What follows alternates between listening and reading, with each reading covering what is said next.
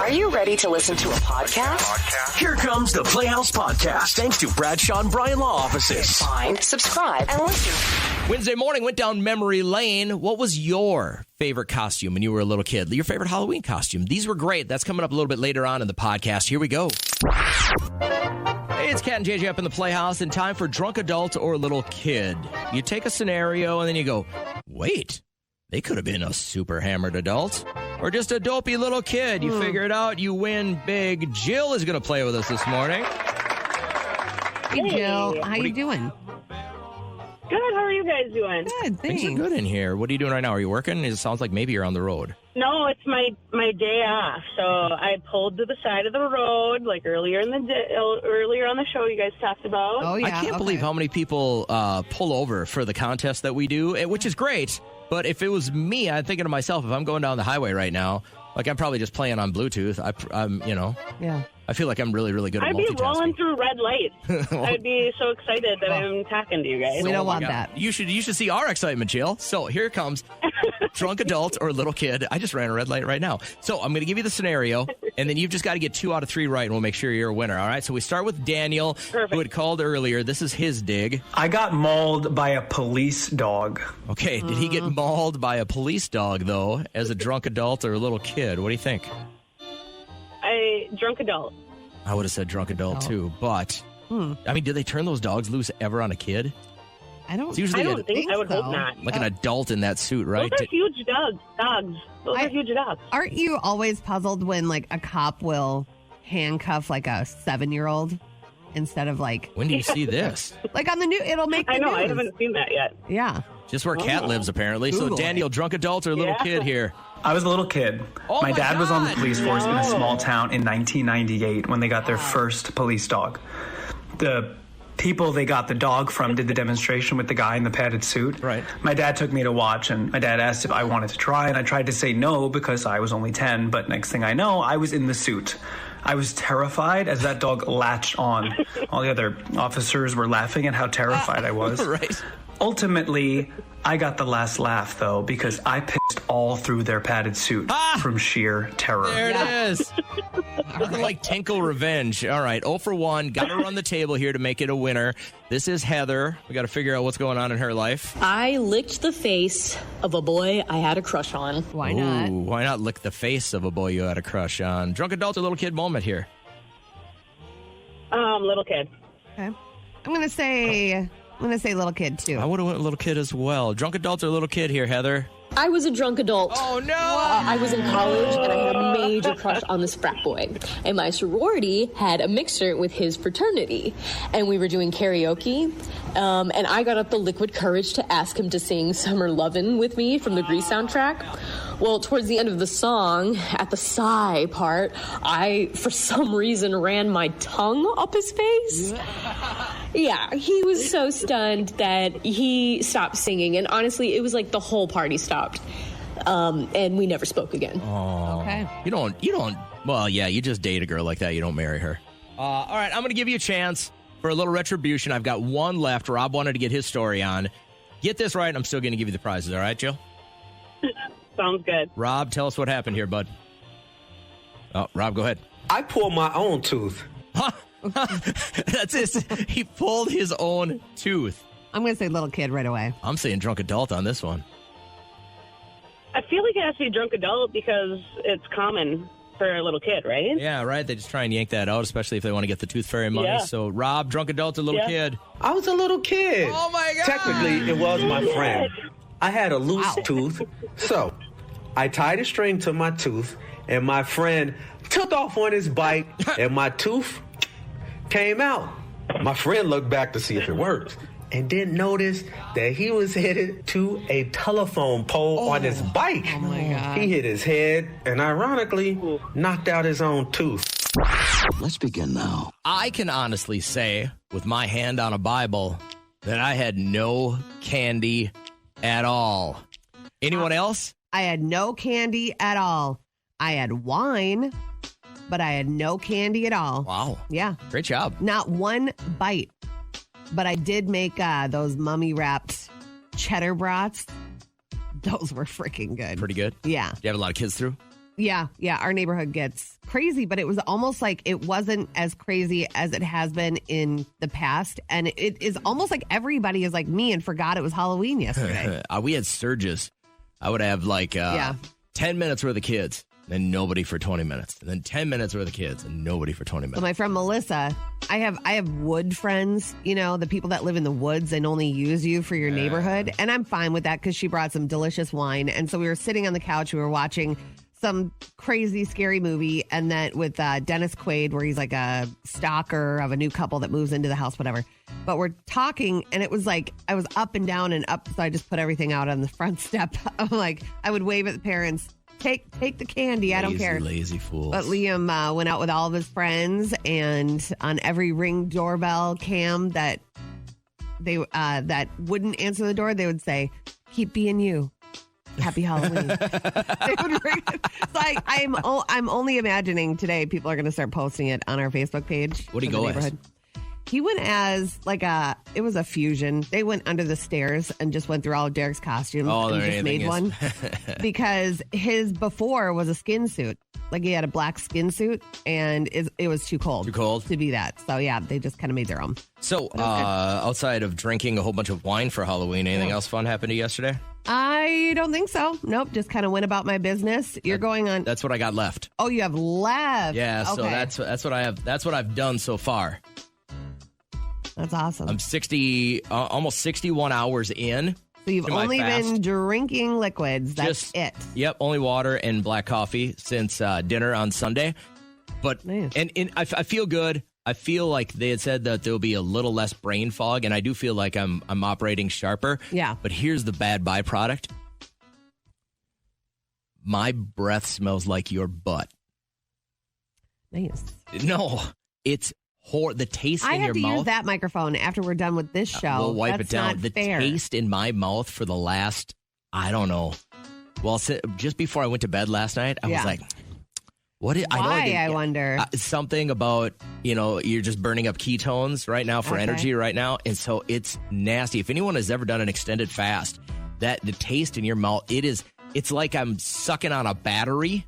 Uh-huh. And then I ate some tin foil, and then I drank some sand.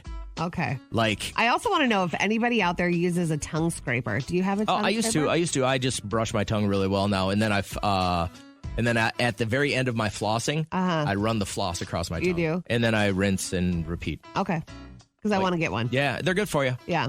You can't imagine how much crap that's stuck on your tongue. Yeah, sometimes I'll look back there and I look like one of those blue whales. You know how they have all the plankton? I'm like, geez Louise, what is happening? What did I eat today? ABC News chief medical correspondent Dr. Jen Ashton. She knows her stuff. And she's talking about your fear of clowns. It's not a real thing. About 5% of the general population has a legitimate clown phobia. I understand this is not something you can intellectually explain or reason yourself out of. And there are some theories. One of them, there are a lot of clowns in movies that are evil. Mm-hmm. So that can be one sensitizing factor. The other one, though, you can't really tell what the clown's face is doing because it's always perma-smile. And that inability to know what someone's facial expressions are can generate fear. That is exactly it. Who is the serial killer clown? Did John he Wayne ruin Gacy. it for? Oh, that was quick. Did he ruin it for you? That was it? They all ruined it for me. Listen, if you're a clown, just stop doing it.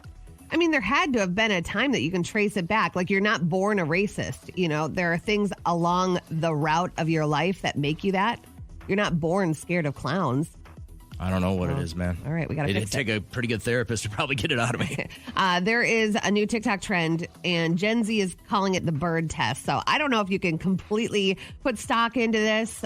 This is how you know that you're with the person you're supposed to be with. Apparently, a lot of people don't know what the bird test is, which I'm sure there's a better name for it, but that's wild to me because I live and die by the bird test. Research has shown the single biggest determining factor in whether a happy relationship will last. When one partner says, "Oh, that's a beautiful bird outside," does the other partner respond with something like, "Wow, that is beautiful," or do they blow their partner off and ignore the bird?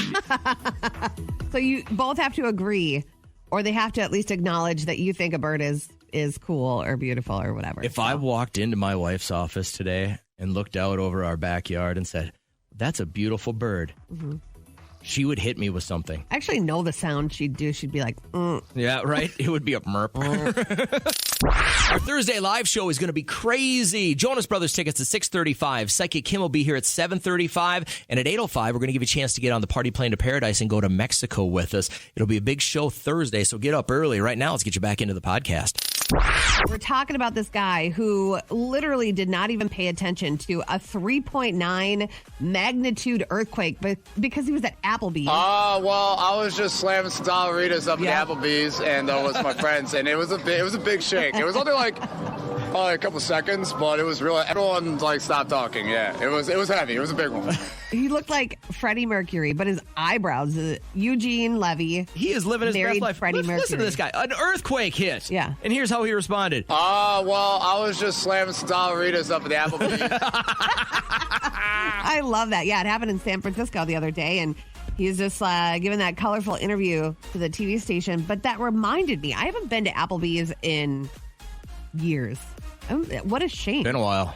Do they still do the 2 for $20 or the 2 for $25? I just know they do 2 for $1 drinks. What's your favorite dish at the fajitas at Applebee's. Yeah. The sizzling fajitas. I love the chicken fiesta. It's like a grilled chicken on top of a bed of rice pilaf. And then it has the cheese and then the crunchies on top. I don't watch much TV, but are margaritas really just $1? Dollaritas? Well, I was just slamming some Dollaritas up at Applebee's. I want you to make that a goal for yourself, at least in the next 30 days. Go slam some Dollaritas with some girlfriends and send us a picture to our texting, because we deserve to highlight you for living Steve's life as he's slamming Dollaritas during an earthquake. And that is what's trending. Well, I was just slamming some Dollaritas up at the Applebee's. Last night, all those cute little kids were coming through, getting candy. You know what I did say to my wife as she's sitting on the couch drinking wine? Yeah. Hanging out with the dog.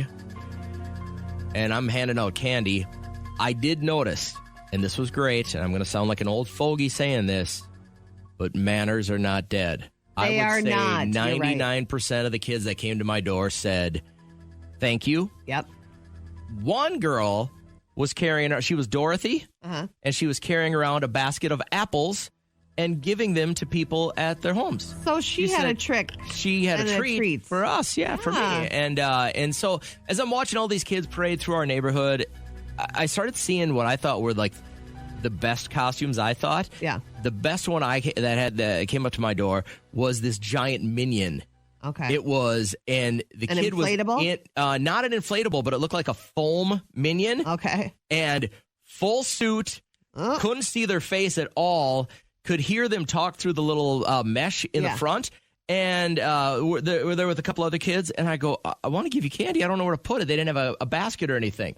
And the little arm went out, and he goes, I just put it in my hand. I just throw it in here. So he would grab it and then put it inside the Minion costume so it would fill up from the bottom to the top. That's funny. I thought, that kid's going to remember that Minion costume his entire life. And it started kind of memory lane opening up for me. And I was thinking about the favorite costume I had as a kid, but I'm a lot older than you. So what was yours? Yours would probably be a little more recent. The favorite one you had? I would have to say the one that my mom made with paper mache. I was the Bride of Frankenstein. And so she blew up this huge, oval balloon.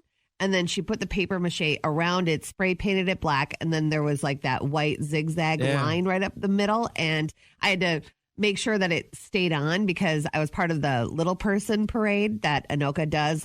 Your elementary school was bused to downtown, and then all the parents and all the big people, they watch you and you are the focus, and it's so fun. And so I remember walking and I had to hold my hands like this and not turn too abruptly, but that was a good one. Our elementary school was about a block away from our middle and high school, and the kindergartners would be able to go and parade through with their costumes, the middle and high school. They did that at Liam's school, too. I thought that was really, really fun. But I had one, two that make a big memory splash for me. Number one, I was so into Star Wars as a little kid, so I was Yoda one year. And it was the plastic mask with the ears. Ouch. You know, with the rubber band on the back of your head. And looking back now, those were so poorly made. But the outfit was Yoda's, I don't know, he was green, and it was kind of like a plastic baggie or whatever. But then when I got to be maybe like, I thought he wore like almost a potato sack. Yeah, it kind of was that, but it was a plastic thing. Like this was like, it couldn't have been more than a $2 thing. You know what I mean? Like we weren't loaded like you were. But then when I was in like 6 or 7, maybe 8, all my friends and we went as Ghostbusters. Okay. And what happened is my dad got an old, what do you call it? Like it's a one-piece suit, like mechanics wear. Yeah. You know what I'm talking about? And it was gray. Okay. And so I had that. But then my mom put together, the insides of the wrapping paper for Christmas wrapping paper, the cardboard tubes. She put a couple of those together and put tinfoil on them, and then tinfoil on my backpack. Oh, that's creative. So that it looked like I had the gun. Yeah. And so we were all Ghostbusters. And I remember that not because it wasn't bought in, because my mom made it and put some heavy work into that. And then I show up, and the 3 friends I was going trick-or-treating with all had purchased costumes of like the real Ghostbusters. It said like, whatever their name on it, because they had bought it from Target. And I was like, I was such the poor rat in my friend group. So crayon. I'm just thinking, what was your favorite when you go back down memory lane? Brianna, what was your favorite costume? Mine I was a bag of jelly beans. I had a bunch of balloons, but it was in the winter of 91.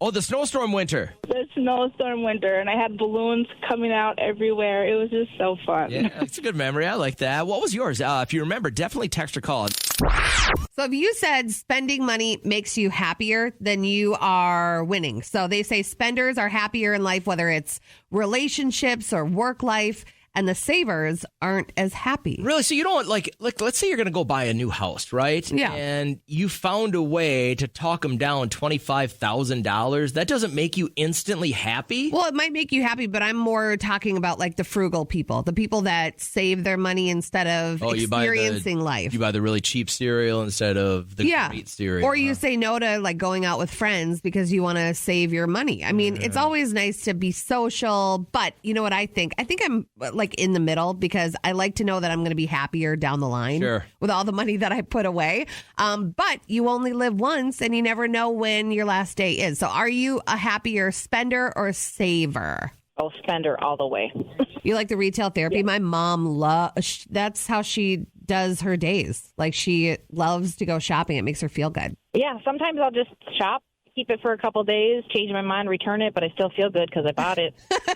You just what? You figured out the Matrix. You broke the Matrix, Katie. You made yourself happy and you got your money back. That's pretty brilliant. Exactly.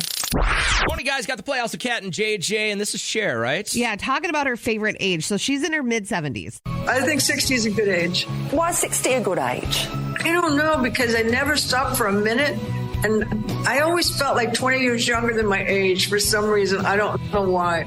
Okay, how about you? What was the best age? You know what? I'm going to say 12. 12, I had no worries except for how early I was going to get to the aquatic center. And we just hung out all day. And I rode my bike everywhere, slept over at friends' houses almost every night. It was really good. Also the year you stole your first car? That was not. That was the next year. Next is 13. So, okay. Yeah, I'm going to pick 12. All right. Allison, best year for you? Well, I'm only 30, so I would say 20. 20 years old? Okay. Are you starting to feel 30? Like, is your body starting to, like when I got to be 30, I was like, oh, I'm not as fast or strong as I was before. And then I've been fighting it ever since. It really did hit me when hangovers take like an extra day and then maybe an extra 2 days. And now I got to really plan out a night out. Yeah, I would say I've been feeling it definitely in just, the 29, 30 things that I've been trying to do that, I haven't done since high school, and definitely feel that I can't do it anymore. Well, listen, you're just a baby. Wait till 40 hits, and then you're going to feel and look like me, and then the whole world is basically over. The Playhouse Podcast is made possible thanks to Bradshaw and Bryan Law Offices. Catch the live show weekdays from 5:30 to 9 on 104.7 KCLD. Now, share this with a friend.